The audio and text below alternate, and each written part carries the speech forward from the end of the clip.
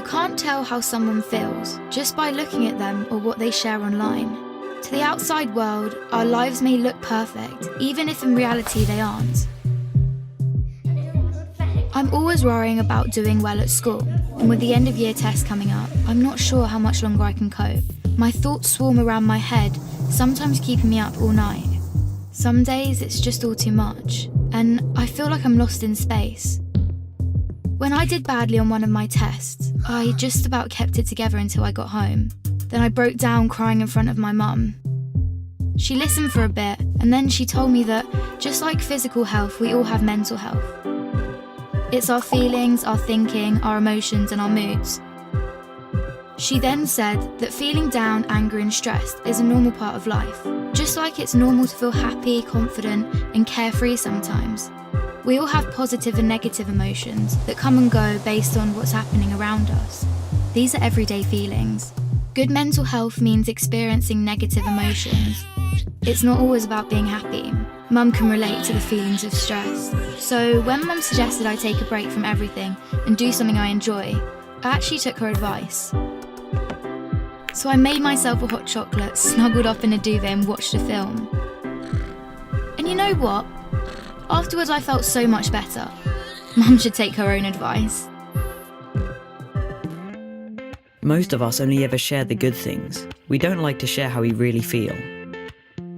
Every morning when I wake up, negative thoughts stream through my head. Getting out of bed and pretending I'm okay takes all the energy I have. As the day goes on, the negative thoughts turn from a stream into a river.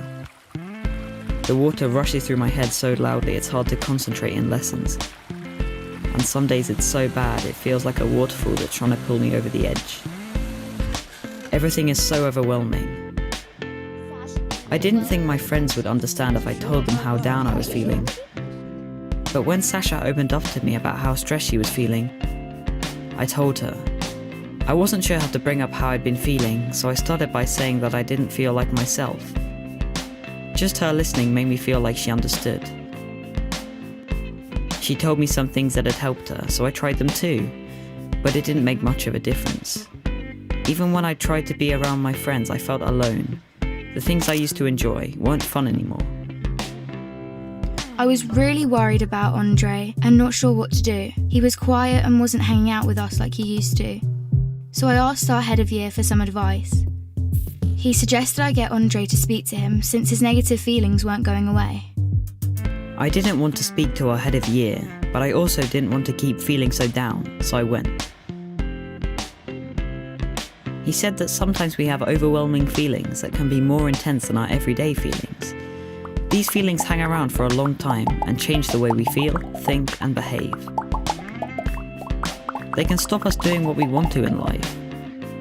That's what I was going through. He also said that if we're physically unwell, we let people know, we ask for help. It should be no different with mental health. Sometimes our overwhelming feelings are brought on because of things in our life. Sometimes they happen for no reason at all. After hearing this, I felt much less alone and it felt good to talk. Scientists have found exercise can help when you're feeling low, so our head of year encouraged me to sign up to the school football club, which Sasha was already in. I still have days when the river is there, but now I'm beginning to understand my mental health. I'm learning how to cope. Our head of year reminded me that my friends, family, teachers, and lots of others at school are there to help just as much as he is. I had no idea the people around me could be so understanding. And while it's not always easy to talk about my mental health, the person I'm talking to might be able to help. If you don't feel like talking, that's fine. You could try writing, sports, reading, art, music, playing with your pet, whatever makes you feel better.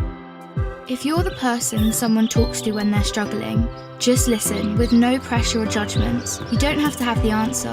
If you feel unsure about anything, you can speak to a trusted adult. Talking about mental health doesn't have to be difficult. After all, it's something we all have.